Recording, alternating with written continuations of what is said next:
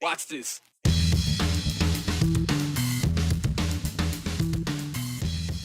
It was just a normal day kayaking, and we had to jump into action.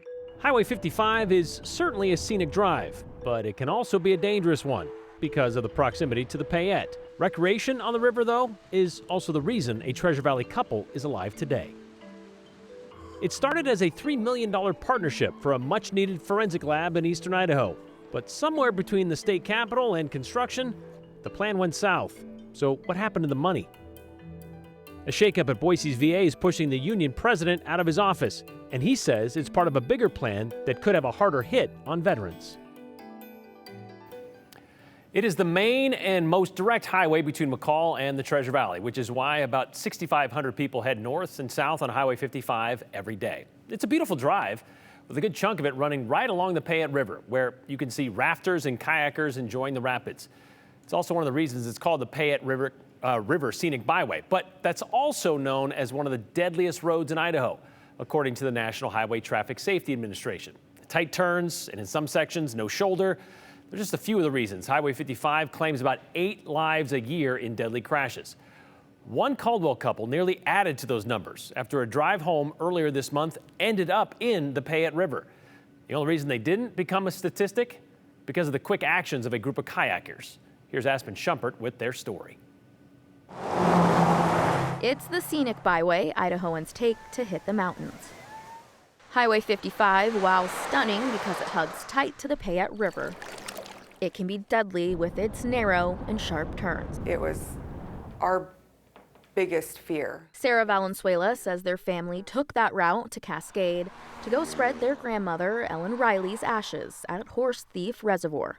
Ellen passed away in February, leaving behind her daughter, Sonia, and Sonia's 6 daughters, one of which is Sarah. We ended up having a really nice ceremony and spreading of Grandma's ashes. Everything went so well.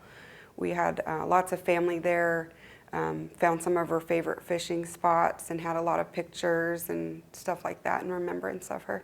But that beautiful day turned into their worst nightmare. We got the phone call, and it wasn't good. On the way home, Sunday, August 3rd, Sonia and her boyfriend Will crashed and flipped their car into the Payette River. So many thoughts were going through my mind. Is she going to be okay? We had almost lost her not that long ago. What's this going to look like? A year and a half ago, Sonia had a stroke, leaving her completely paralyzed on the left side of her body and wheelchair bound. When you saw the picture of the car flipped into the river, what was your initial reaction? My heart just sank. KTVB went back to the exact spot of the crash at mile marker 80 about a week after the incident happened.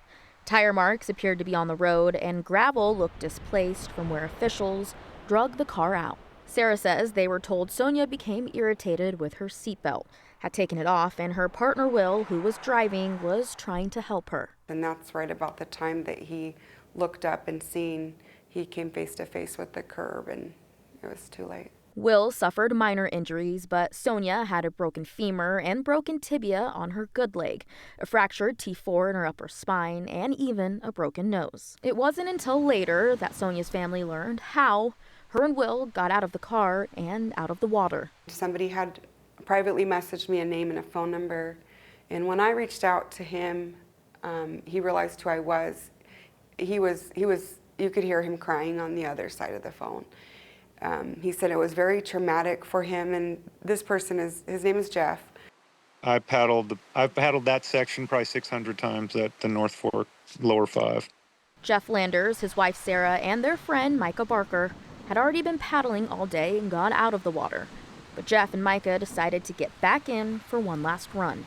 Their car came careening off the road, slammed into the rock, and flipped upside down, landing upside down in the North Fork, up to about the wheels. And I was directly across from them in the eddy, probably like 20 feet away, maybe 25 feet.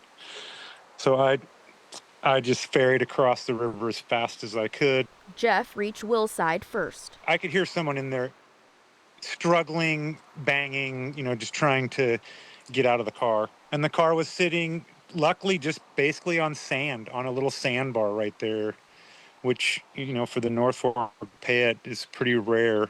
It's generally class 5 rapids. I was able to grab the back door handle and just pull the door as hard as I could, kind of through the sand. It felt like right out of a movie scene. I mean, it was completely pitch black inside the car, and there was smoke everywhere from all the airbags. Jeff felt around, grabbed Will's hand, and pulled him out.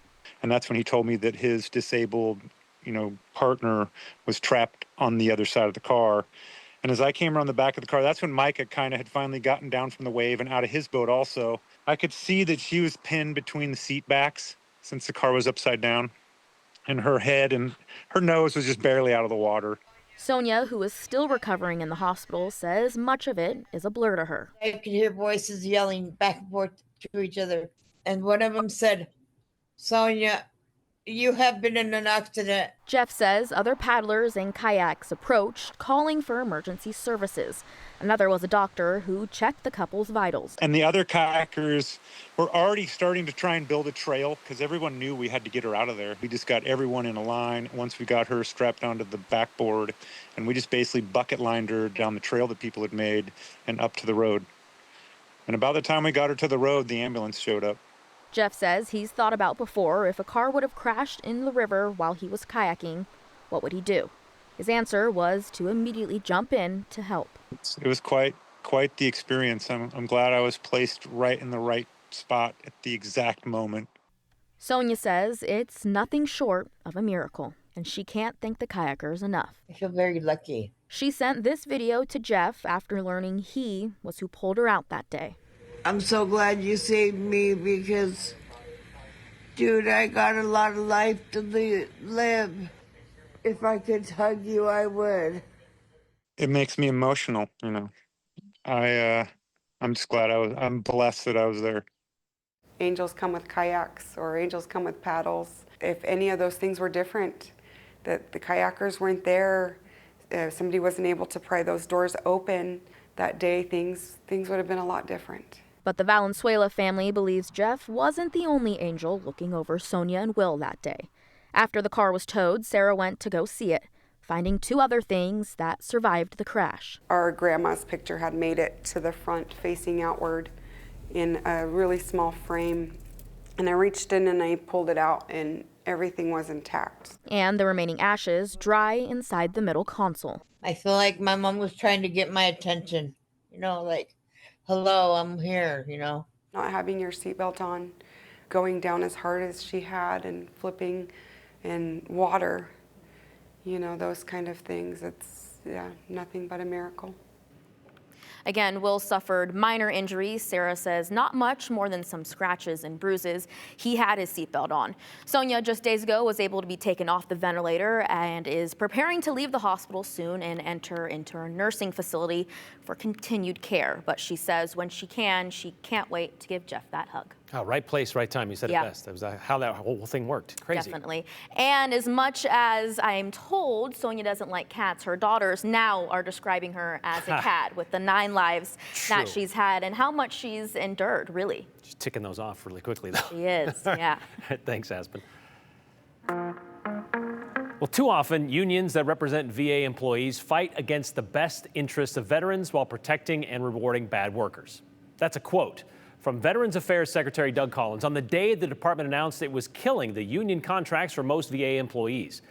Doing this, the VA said last week, would mean staff will spend more time with veterans and they can focus on veterans' needs instead of union demands. The VA claimed the unions have resisted efforts to modernize the agency and hold employees accountable. However, this isn't the first time a federal agency has had its collective bargaining rights stripped away. It happened back in March with the TSA. Well, now it's happening with the VA, and as Hunter Funk explains, the 2 groups say it's not just their offices that are under attack, but the protections for the people they serve. Okay, watch out! Don't steal yourselves. This is what the Boise VA's union has been busy doing. Get this one out of the way. Packing up, forced to leave the union office that's been a home base for protecting employees and veteran care. Secretary of the VA, Doug Collins, has ripped up our collective bargaining agreement. Now that's our ability to represent employees. That's what gives us the authority to represent our employees and make sure everything's on the up and up at the Boise VA. He did it out of the blue. He did it maliciously, And it kind of shows that he doesn't really care about veterans' care. It's a move more towards privatization of the VA, which is really bad news for veterans, especially in the Treasure Valley. Chandler Bursey says without that contract, his ability to oversee workplace issues and defend employees is cut to nearly nothing. It is not legal. No, you can't rip up a contract like that. You can't rip up your marriage contract because you don't like it. You can't rip up a loan contract because you don't like it. And so you can't rip up a collective bargaining agreement because you don't like it. We've spent a lot of money, both the VA and the union, to come together to create this collective bargaining agreement, and Secretary Collins just threw it in the trash. The Trump administration says it's a push to cut costs, reduce waste, and make agencies more efficient. The changes are meant to streamline operations and reduce what they call official time hours the union representatives spend on union duties instead of their federal jobs, which the department says costs taxpayers millions each year. They insist services won't be affected, but Bursey says it could have real-world consequences for patient safety. What's tough to see is the increased push towards privatization. Now, if that happens, that means that more veterans are going to be seen in the outside community with providers that don't understand veteran illnesses like burn pits, like Agent Orange, TBIs. Those providers just don't understand what to look for within a veteran. The people that work here, they do. They get specialized training. The Boise VA union is now suing, alleging the termination was unlawful and retaliatory, following the same path as the TSA, who's under the same AFGE branch and went through this first. About 5 months ago, the Department of Homeland Security Administrator, Christine Ohm, she put out a policy saying that she's going to rip up the contract with AFGE, which is who represents TSA officers, citing that it wasn't legal and things like that. And so the contract we signed was a 7-year contract, and the fact that she wanted to rip it up after not even a year is just kind of like ridiculous. While the TSA's lawsuit is still ongoing, the judge temporarily blocked the Department of Homeland Security from dissolving the union, but not before massive disruption. Things happened very quickly, stuff had to be out of offices within the weekend, and that went from like either working from home or having your offices to a completely different position. Coachum says the training to switch the roles for a lot of those TSA workers costs $30,000, only to be told they can resume union operations. Both leaders say these moves aren't random, but part of a push to weaken unions and privatize federal services. Step one, they want to get rid of the TSA union because then we can't represent officers and give them the representation and rights and safety that they need. But then step two is to privatize the TSA. Coachum says that means cities or companies could run it, which could cut pay for workers, add longer wait times, and lower safety. For Bursey, the concern is the same at the VA. It's a real bummer. It really is. And we're just trying to survive and protect the employees here and the veteran care as much as possible.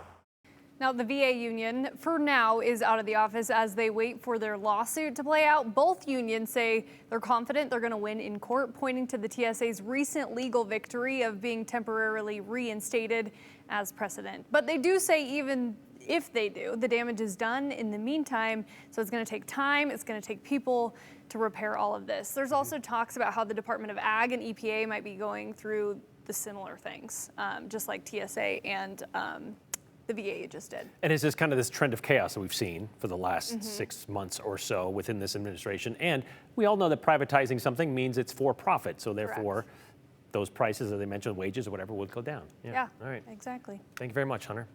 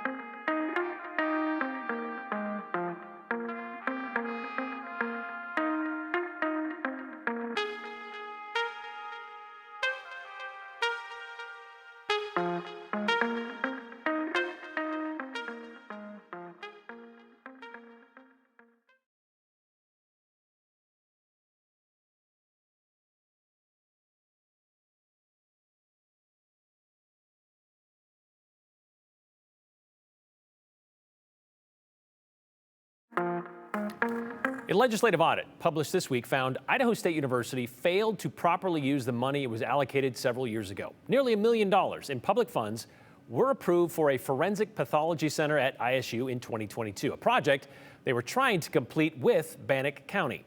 Well, that project never happened, yet there was still a payment made by Idaho State to Bannock County. Of course, that lack of return on investment got the attention of lawmakers, which raised questions of oversight and misuse of money.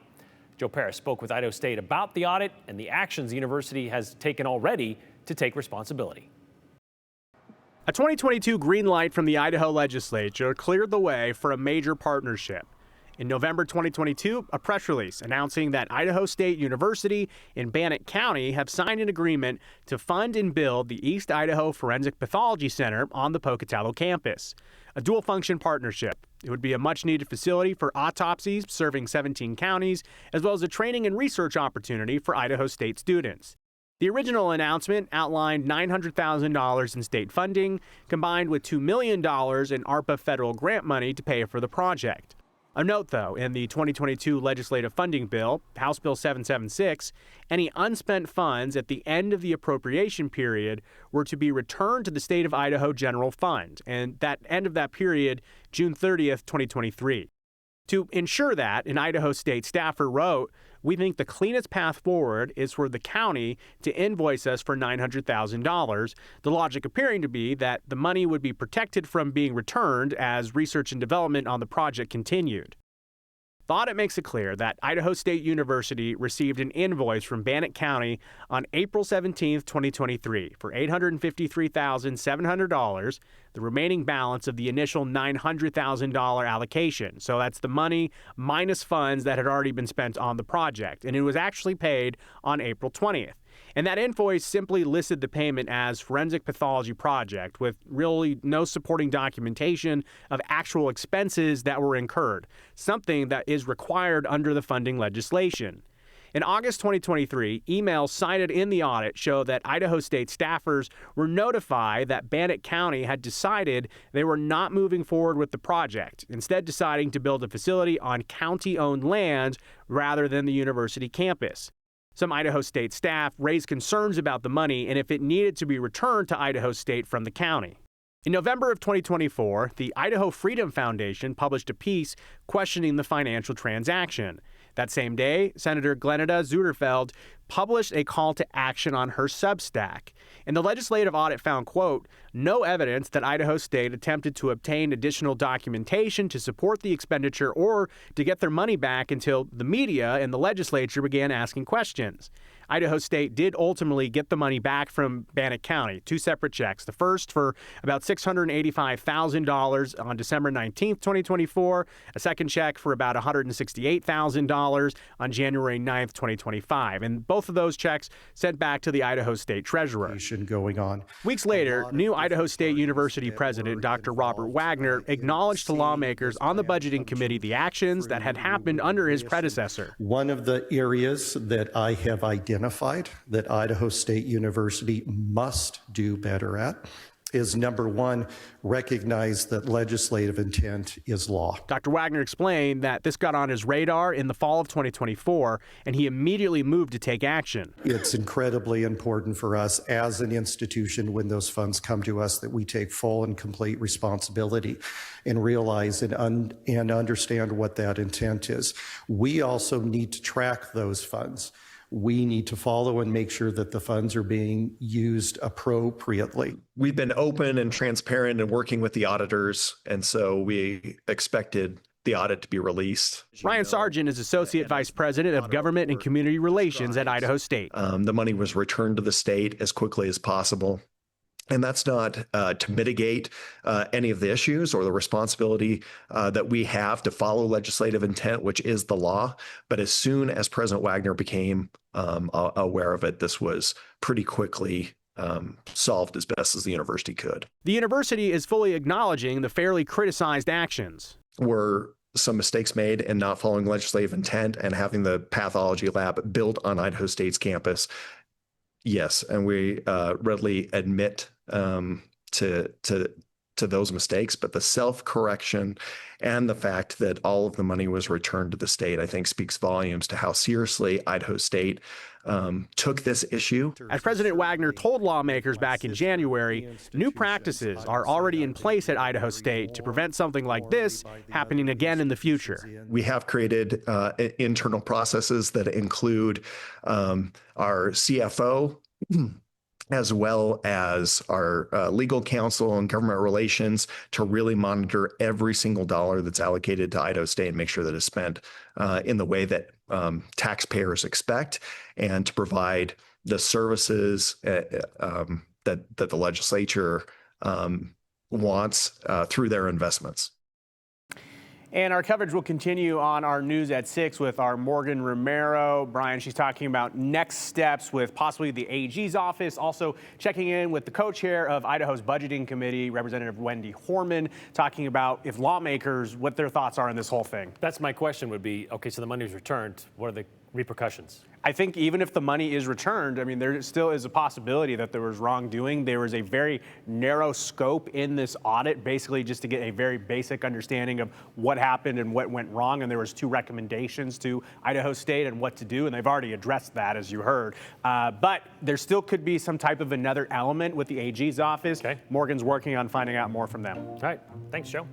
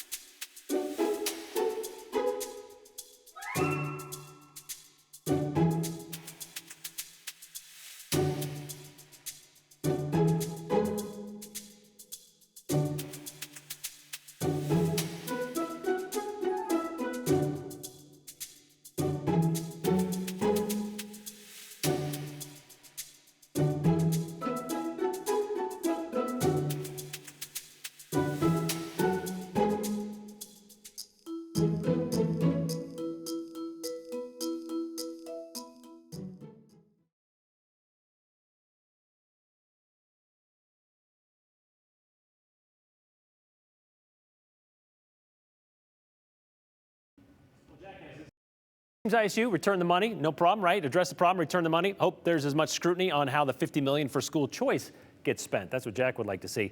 I wonder when the veterans of this great nation march on D.C. to fight for their rights, especially medical. Well, maybe not D.C., but there is a protest scheduled for this Friday from 4 to 6 p.m. at the Boise VA. If you'd like to take part in that, that's happening then. We'll see you tomorrow. Continue with us and watch free now on the KTVB Plus app everywhere you stream.